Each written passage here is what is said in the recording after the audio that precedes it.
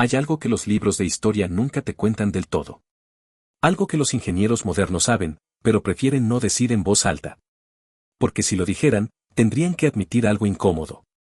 Algo que desafía todo lo que creemos saber sobre el pasado de la humanidad. Hoy vas a ver 7 construcciones que no deberían existir. No porque sean grandes. No porque sean antiguas. Sino porque, con todo el conocimiento que tenemos hoy, con toda la tecnología, con todas las herramientas, no podríamos hacerlas igual. Y eso, si lo piensas bien, debería asustarte un poco. Quédate hasta el final. Porque la número 7 no tiene explicación. Ninguna. Ni siquiera oficial. Antes de empezar, necesito que entiendas algo. Cuando digo imposible, no lo digo como exageración. Lo digo en el sentido técnico. En el sentido en que ingenieros con doctorados, con simulaciones computarizadas, con escáneres láser de alta precisión, han intentado reproducir estas estructuras. Y han fallado. No porque les falte inteligencia, sino porque algo no cuadra. Y ese algo es lo que vamos a investigar hoy. La primera construcción. En el norte de un continente que alguna vez fue el centro del mundo conocido, existe una estructura de piedra tan antigua que los propios arqueólogos discuten entre sí sobre su origen. No es famosa por su tamaño. Es famosa por algo mucho más perturbador, la precisión. Los bloques que la componen están colocados con una tolerancia de menos de medio milímetro entre sí. Menos de medio milímetro. Para que lo visualices, una hoja de papel tiene entre 0,05 y 0,1 milímetros de grosor. Estamos hablando de bloques de piedra de varias toneladas, colocados con una exactitud que ni siquiera nuestras mejores herramientas de construcción modernas garantizan de forma consistente. ¿Y sabes qué es lo más extraño? No hay cemento. No hay argamasa. No hay ningún tipo de adhesivo entre esos bloques. Solo piedra contra piedra. Tan perfectamente ajustada que no puedes meter una hoja de papel entre ellos. Los constructores de hoy usan cortadoras láser, máquinas de precisión industrial, software de diseño asistido por computadora. Y aún así, cuando se han intentado replicar secciones de esta estructura con materiales modernos y herramientas actuales, el resultado tiene imperfecciones visibles a simple vista. ¿Cómo lo hicieron ellos? Con herramientas de piedra y cobre, según la versión oficial. Pero aquí está el problema que nadie quiere nombrar en voz alta: el cobre es más blando que la roca que estaban cortando. Es como intentar tallar granito con una cuchara de plástico. Hay un detalle que casi nadie nota cuando ve las fotos de esta estructura. Las esquinas. Las esquinas están redondeadas con una curva tan perfecta y tan consistente que parece hecha con un torno industrial. En toda la estructura. En miles de bloques. Todos con la misma curva. Todos con la misma tolerancia. Esto no es artesanía. Esto es manufactura. Y esa palabra, en ese contexto histórico, no debería ser posible. La segunda construcción. Imagínate un edificio que se inclina. No un poco. Se inclina lo suficiente como para que cualquier ingeniero estructural, al ver los cálculos por primera vez, diga que debería haberse derrumbado hace siglos. Su centro de masa está desplazado de una forma que viola los principios básicos de estabilidad que aprendemos en primer año de ingeniería civil. Y sin embargo, ahí está. De pie.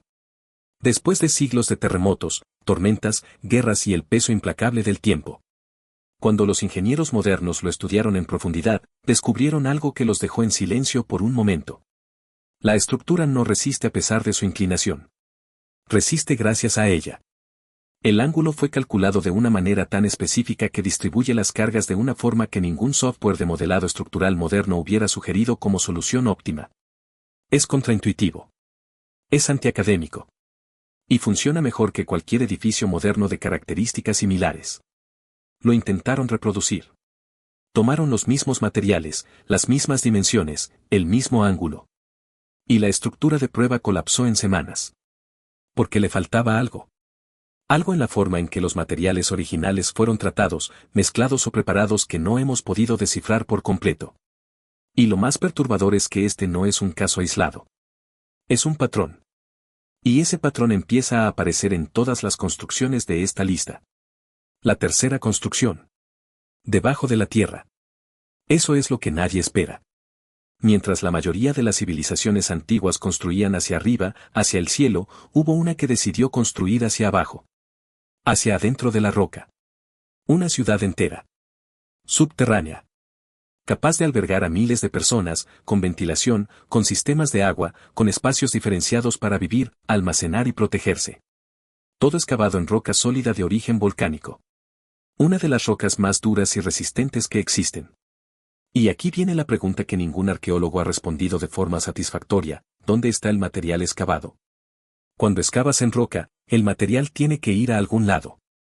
Si haces un túnel de 100 metros, el volumen de roca que extraes es enorme y pesa varias toneladas. Esa roca tiene que aparecer en algún lugar cercano. Tiene que haber una pila, un vertedero, una acumulación de escombros. No la hay. No se ha encontrado. En ningún radio razonable alrededor de esta ciudad subterránea hay el depósito de material que debería existir si fue excavada de la forma convencional que asumimos.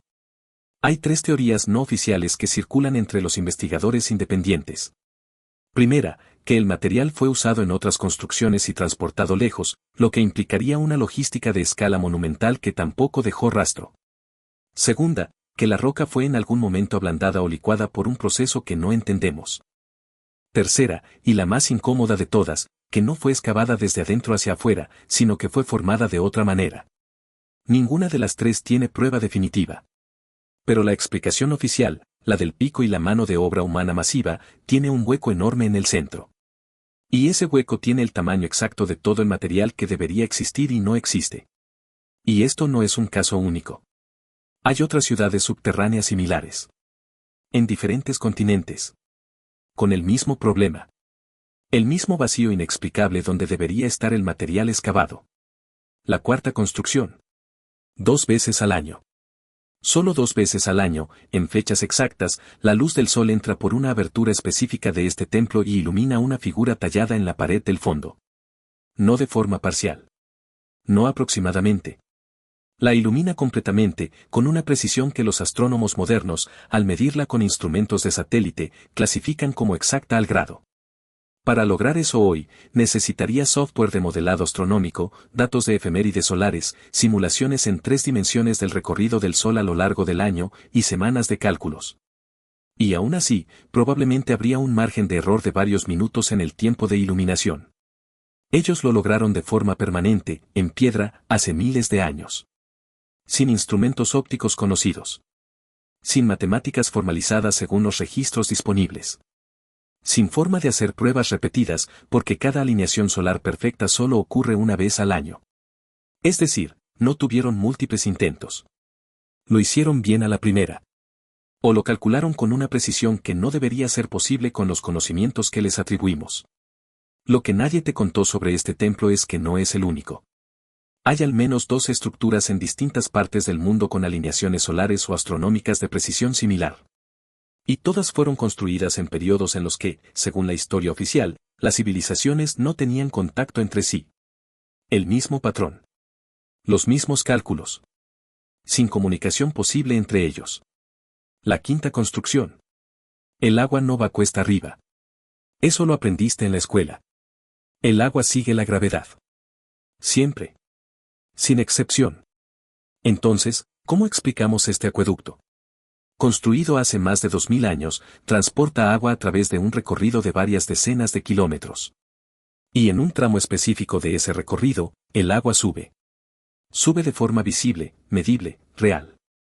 Sin bombas. Sin electricidad. Sin ningún mecanismo mecánico identificado. Los ingenieros hidráulicos que lo estudiaron en el siglo pasado propusieron que existía una pendiente oculta, una ilusión óptica del terreno que hacía parecer que el agua subía cuando en realidad seguía bajando de forma gradual. Fue una explicación elegante. El único problema es que, cuando midieron el terreno con precisión, descubrieron que no hay tal pendiente. El agua genuinamente sube en ese tramo. La explicación que más circula en los círculos académicos serios, aunque con mucha cautela, es que los constructores entendían y aplicaban principios de presión hidráulica y dinámica de fluidos de una forma que no debería corresponder a su periodo histórico. Que tenían un conocimiento práctico profundo de la física del agua que va mucho más allá de lo que les atribuimos. Parece simple. Pero tiene un costo enorme para nuestra narrativa histórica. Porque si aceptamos eso, tenemos que aceptar que hubo civilizaciones con conocimientos técnicos avanzados que simplemente desaparecieron. Sin dejar manuales. Sin dejar escuelas. sin dejar continuidad. ¿A dónde fue ese conocimiento? Esa es la pregunta que realmente incomoda. La sexta construcción. Todo a su alrededor desapareció. Imperios cayeron, ciudades fueron borradas, civilizaciones enteras se convirtieron en polvo y leyenda. Guerras, terremotos, siglos de abandono y saqueo. El mundo cambió 1000 veces alrededor de esta estructura. Y ella sigue ahí. No es que esté en buen estado relativo para su edad. Es que está en mejor estado que edificios construidos hace apenas 200 años con técnicas modernas. La piedra no se ha erosionado de la forma esperada. Los bloques no se han desplazado. La estructura no muestra las deformaciones propias del peso y el tiempo que cualquier ingeniero estructural esperaría ver. Cuando se analizaron muestras del material constructivo, se encontraron proporciones y compuestos que no corresponden a ninguna mezcla conocida de la época.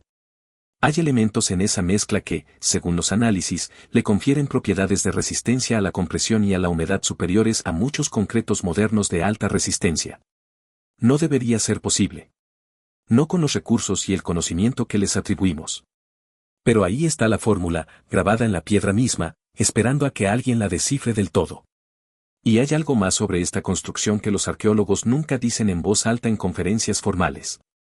Tiene marcas. Marcas en lugares donde ningún ser humano debería haber podido estar durante la construcción. En el interior de bloques sellados. En superficies que solo son accesibles una vez que otra sección está completamente construida encima. Marcas que indican que alguien, o algo, estuvo en ese lugar antes de que el bloque fuera cerrado para siempre. Nadie tiene una explicación cómoda para eso. La séptima construcción. Esta es la que te va a quedar dando vueltas en la cabeza. No es un templo. No hay evidencia de uso religioso. No es una fortaleza. No hay posición estratégica defensiva. No es una ciudad. No hay espacios habitacionales. No es un sistema de almacenamiento. No hay evidencia de uso funcional cotidiano. Los arqueólogos llevan décadas tratando de encajarla en alguna categoría conocida. Y cada vez que creen que tienen la respuesta, aparece algún detalle que la contradice. Es como si hubiera sido construida para un propósito que simplemente no existe en nuestro catálogo de posibilidades humanas conocidas. Pero aquí está lo verdaderamente perturbador. No es única. Hay estructuras similares, con la misma ausencia de propósito identificable, en al menos 6 puntos distintos del planeta. Sin contacto histórico posible entre las civilizaciones que las construyeron. Con materiales locales distintos. Con estilos estéticos distintos. Pero con la misma lógica de distribución espacial. Con las mismas proporciones internas. Con la misma orientación respecto a puntos específicos del cielo nocturno. Como si todas estuvieran siguiendo el mismo manual. Un manual que nadie ha encontrado. Un manual que quizás no fue escrito en ningún idioma que conozcamos. Y la última capa. La que te pido que guardes. Hay un investigador independiente, sin afiliación institucional, que pasó 15 años mapeando estas estructuras y encontró algo que ninguna institución oficial ha querido publicar. Las 7 ubicaciones, trazadas en un mapa, forman una geometría. No aleatoria. No aproximada. Una geometría perfecta que solo se cierra, que solo tiene sentido completo, si se traza desde una perspectiva aérea. Desde muy arriba. ¿Qué significa eso? No lo sé. Nadie lo sabe con certeza.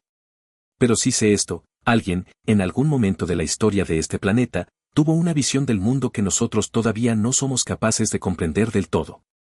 Y en lugar de dejar libros, dejó piedra. Dejó estructuras que sobreviven siglos de intentos de destrucción y olvido. Como si supieran que llegaría el día en que alguien, finalmente, empezaría a hacer las preguntas correctas. Hay una cosa que todas estas construcciones tienen en común. No es el misterio. No es la antigüedad. Es algo más simple y más profundo a la vez, son prueba de que la historia que nos contaron está incompleta. No necesariamente equivocada. Incompleta. Hay capítulos que faltan. Páginas arrancadas. Conocimientos que se perdieron, fueron destruidos, o simplemente nunca fueron buscados con la seriedad que merecen. Y eso importa. Importa porque la arrogancia intelectual más peligrosa no es creer que lo sabemos todo. Es creer que lo que no sabemos no puede ser importante. La próxima vez que alguien te diga que algo es imposible, que algo no puede existir, que algo no debería estar ahí, recuerda estas 7 construcciones. recuerda que la piedra no miente. Que la geometría no exagera. Que la física no tiene agenda. Algo estuvo aquí antes que nosotros. Algo construyó. Algo sabía.